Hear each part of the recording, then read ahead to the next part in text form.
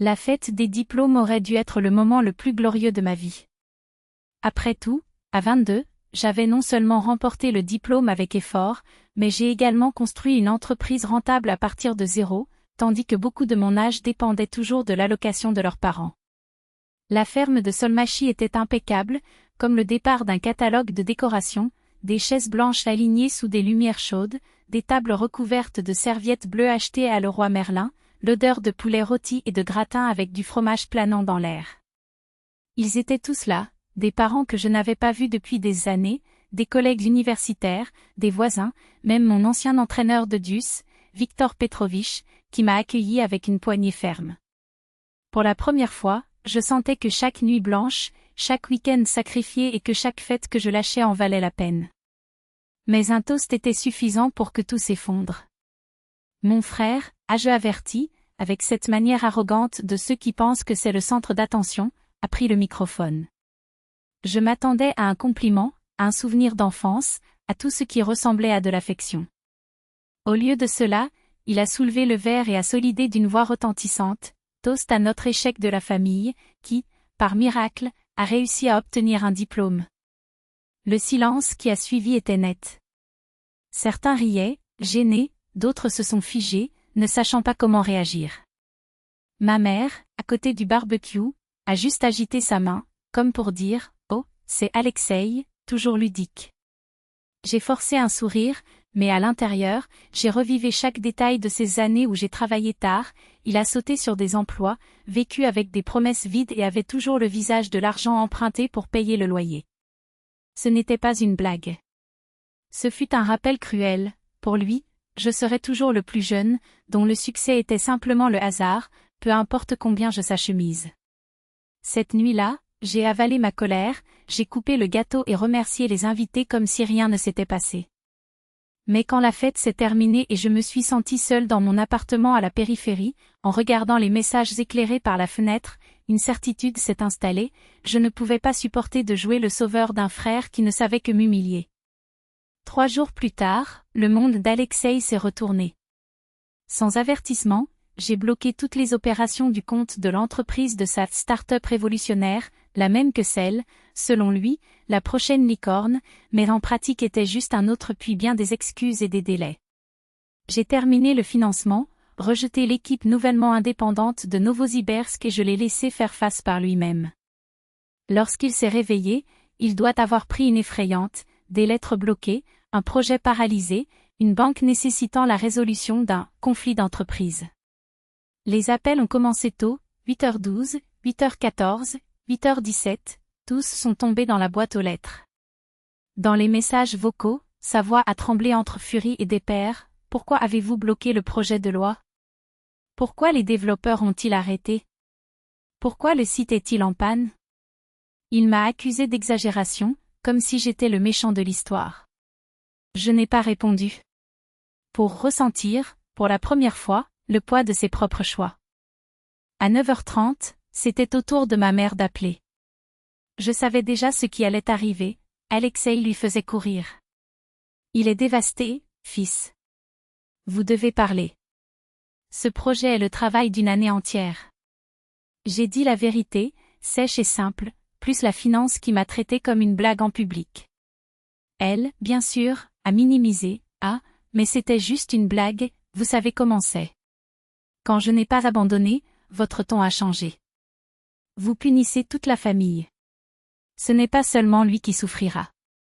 Cette phrase faisait plus mal que le toast d'Alexei. Ce n'était pas une défense, c'était une charge voilée, je devrais continuer dans mon rôle de petit frère obéissant, soutenant l'irresponsable, peu importe combien il le méritait. À midi, j'ai pris la décision finale. Je suis allée à l'appartement loué qu'Alexei a partagé avec sa femme, Natalia, AC. À l'âge de Modeste dans un bâtiment à la périphérie, dont j'ai payé le loyer pendant 14 mois, car il a juré que, cette fois, cela fonctionnerait. Je suis entrée sans avertissement. Il ouvrit la porte avec des cernes, des cheveux ébouriffés, une chemise ridée. Natala, assise sur le canapé avec le cahier entouré de papier, semblait essayer de sauver les restes de l'épave. « Je ne vais pas m'asseoir », a-t-il dit. « Depuis le mois prochain, le loyer est votre problème. Le silence qui a suivi était éloquent. Il a babillé des excuses boiteuses, c'était juste une blague, vous exagérez. En fin de compte, vous avez jeté la lettre de la culpabilité, vous abandonnez votre famille. Je n'ai pas discuté. Je viens de tourner le dos et de partir. Sur le chemin de la voiture, je ne me suis pas senti coupable. Je ne ressentais pas de remords. Seulement un profond soulagement, comme s'il avait finalement abandonné un fardeau qui transportait depuis des années. Pour la première fois, le choix était le mien, et je ne reviendrai pas. Si je voulais traiter mon succès comme de la chance, pour apprendre à faire face à l'échec seul. Après tout, la vie n'est pas seulement faite de cadeaux vides. Il est fait de choix. Et j'avais fait le mien. Mais s'il pensait que cela s'arrêterait là, il s'est trompé. La semaine suivante, mes parents ont appelé une invitation indéniable, un dîner en famille. Tout le monde devrait être présent, ont-ils dit, avec un ton qui prétendait la légèreté, mais ressemblait à un ordre militaire. Ils n'ont pas mentionné que mon père avait déjà parlé à Alexei. Et quand la vérité a été révélée, le choc n'était pas seulement le sien. C'était tout le monde. Je savais ce que j'attendais. La scène était prévisible comme un script de feuilleton bon marché, il minimiserait ce qu'il avait fait, il m'appellerait exagéré et essaierait de me convaincre de décongeler la facture et de revenir à son appartement. Mais une partie de moi voulait voir jusqu'où ils iraient. À mon arrivée, la table a déjà été mise en service excessif. Ma mère avait dépassé, du poulet rôti doré, une purée de pommes de terre noyées dans de la sauce, son toast à l'ail qui a parfumé toute la maison. La lumière de la salle à manger était trop forte, comme si nous étions dans un tribunal. Mon père, à la tête de lit, tenait un verre de thé avec du citron et avait l'air plus grave que jamais. Alexei et sa femme, Natalia, étaient déjà assis, chuchotaient, mais redressaient quand ils m'ont vu. Les 20 premières minutes ont été de petites conversations. Ma mère a posé des questions sur mon travail, puis a sauté au voisin. Mon père a mentionné une fuite sur le toit du garage. Alexei a essayé une blague forcée sur la circulation sur Yamashva, mais l'air était déjà lourd, comme avant une tempête. Jusqu'à ce que ma mère laisse tomber la fourche et sort, me regardant, nous ne pouvons pas laisser peu de malentendus devenir de gros problèmes. Je n'ai pas dit mon nom, mais je n'en avais pas besoin. Il a continué à parler de la courte durée de vie pour garder une rancune, comment tout le monde se trompe quand ils essaient de jouer. Avant de pouvoir décider comment répondre, mon père a frappé la cuillère sur la table avec un cliché calculé, s'est tourné vers Alexei et a dit « Vous auriez dû penser avant d'ouvrir la bouche sur cette fête.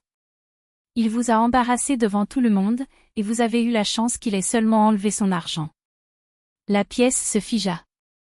Alexei regarda son père comme s'il ne le reconnaissait pas.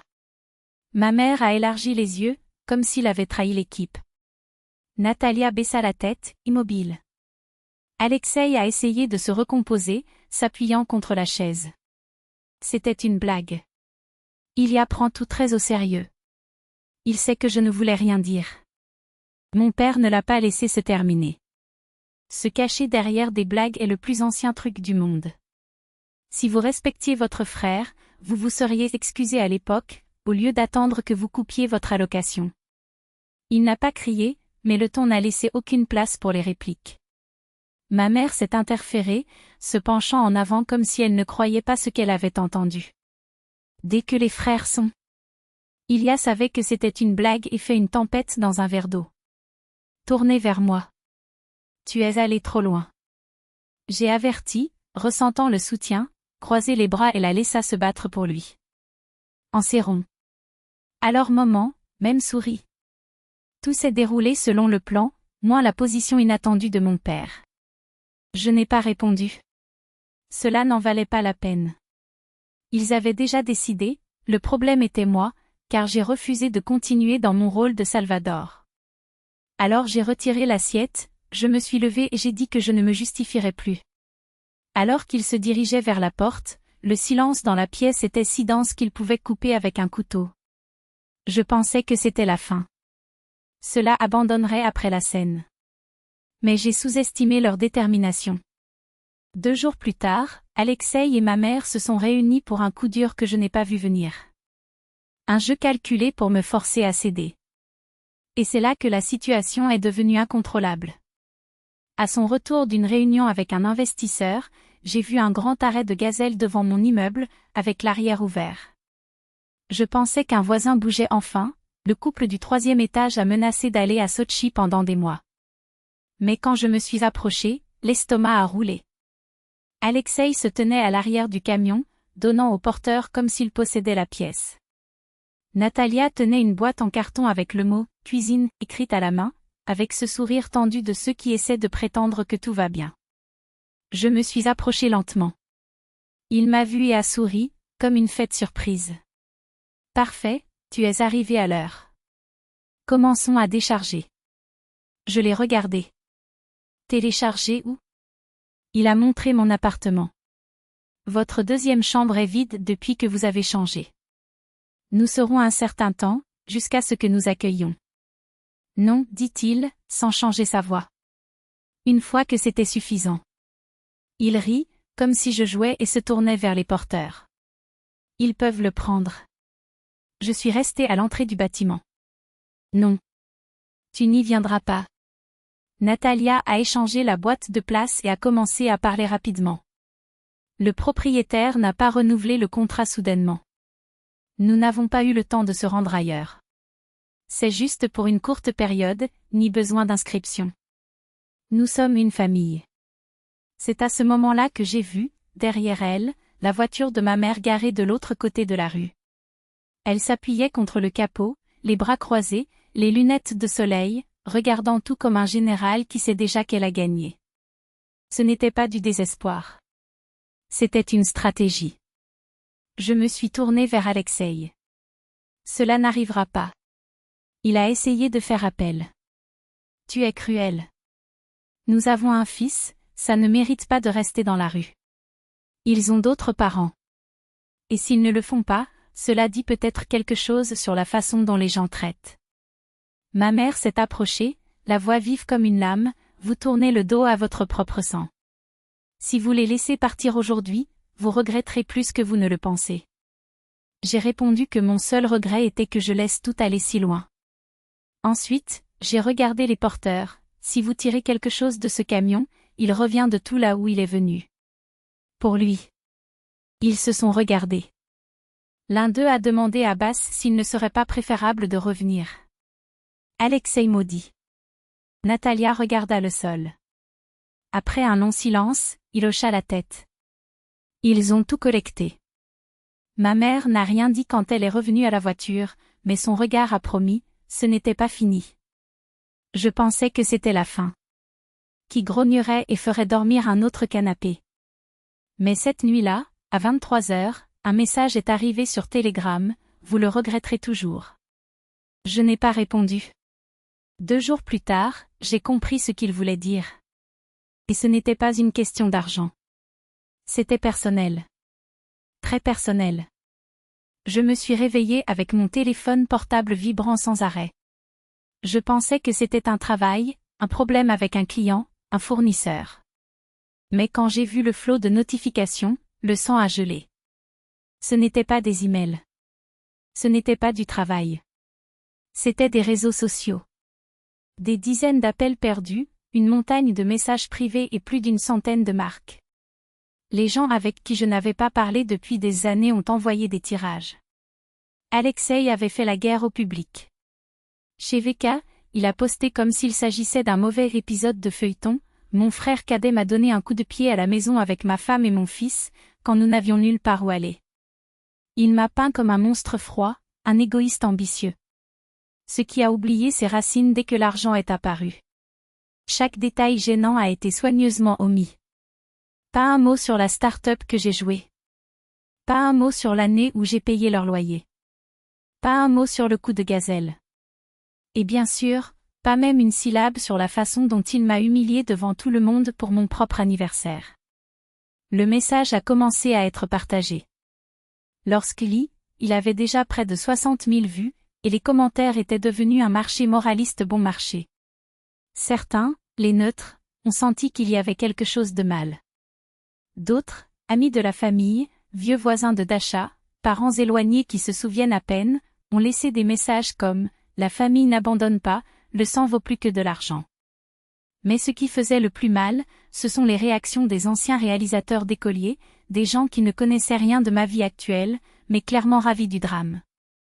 Des choses comme « il semble que l'argent change les gens ». Je ne pensais pas que vous étiez ainsi.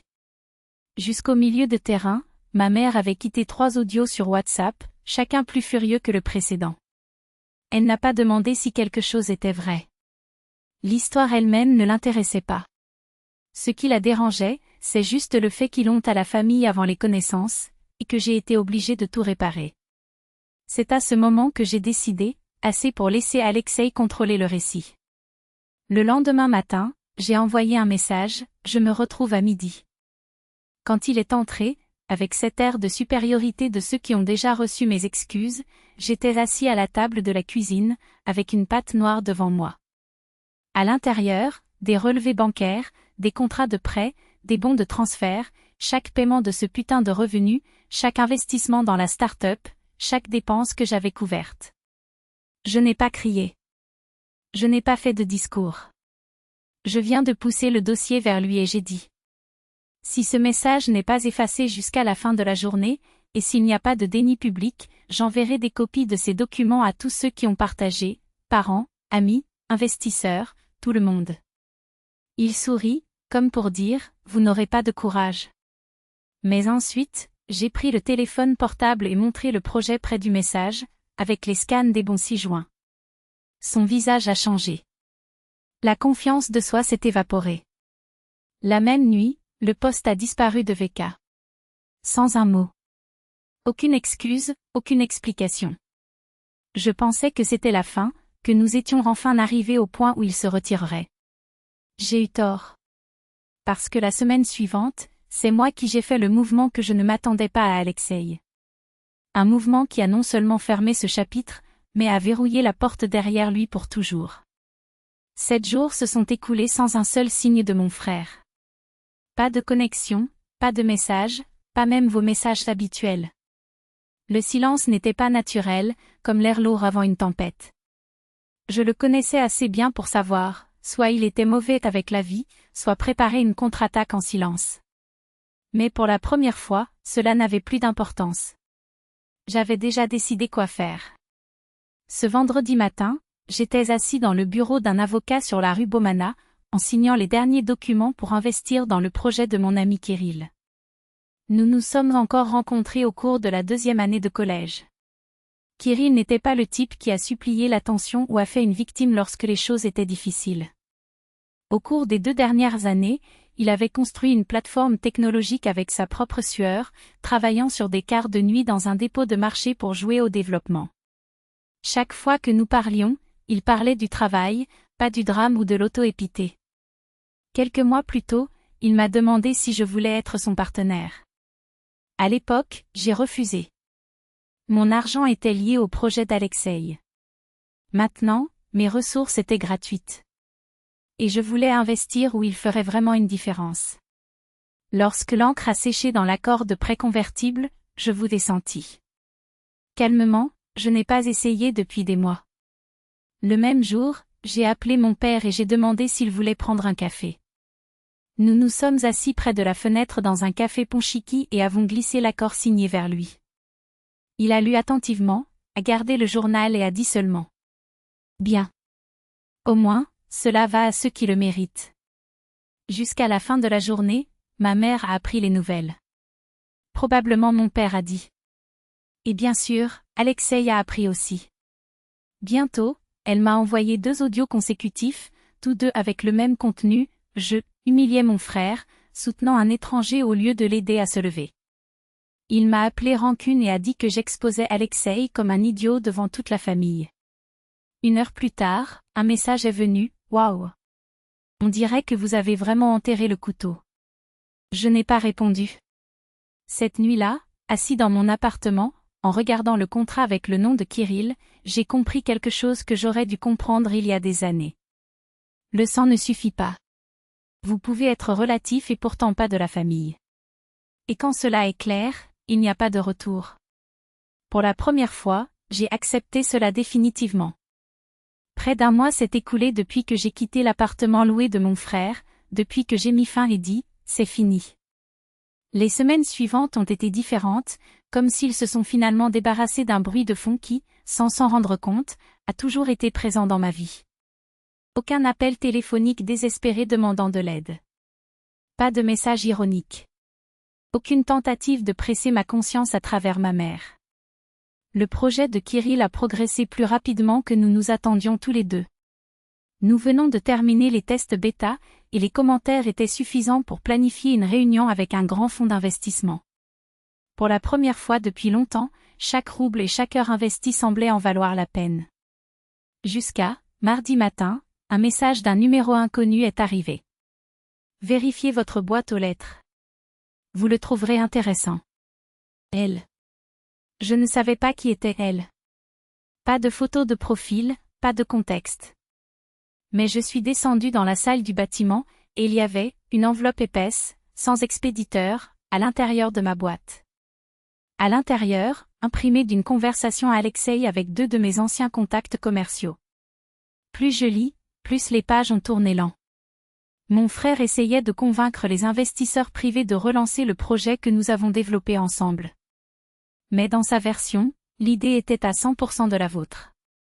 Mon nom avait été effacé de tous les documents. Il était au point de prétendre qu'il avait lui-même développé et financé les premiers prototypes, les mêmes que j'avais payés et commandés grâce à mes contacts. Pire, joint les croquis originaux. Ma propriété intellectuelle. Je ne savais pas qui c'était elle, mais le fait que ses rôles m'ont été beaucoup dit. Quelqu'un du cercle près d'Alexei, probablement. Quelqu'un qui s'est finalement fatigué de le voir couper des voix et de jeter les autres dans la boue. Je n'ai pas perdu de temps. Le même jour, j'ai envoyé les tirages à mon avocat pour un messager crypté et passé 2 appels, un pour chaque investisseur qu'il avait contacté. J'ai raconté toute l'histoire, la véritable origine du projet, qui a payé pourquoi, et le fait que ces prototypes étaient les miens. À la fin de la semaine, les investisseurs ont annulé la réunion avec Alexei et figé de négociations. Je pensais qu'il appellerait furieux. N'a pas appelé.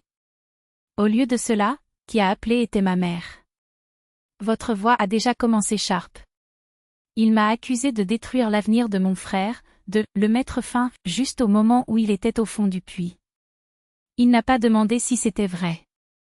Les détails ne l'intéressaient pas. Ce qui la dérangeait n'était qu'une chose, je l'avais empêché de m'accrocher à un autre flotteur. J'ai répondu. C'est ce qui se passe lorsque vous brûlez tous les ponts, puis essayez de voler les tablettes des autres pour construire le vôtre.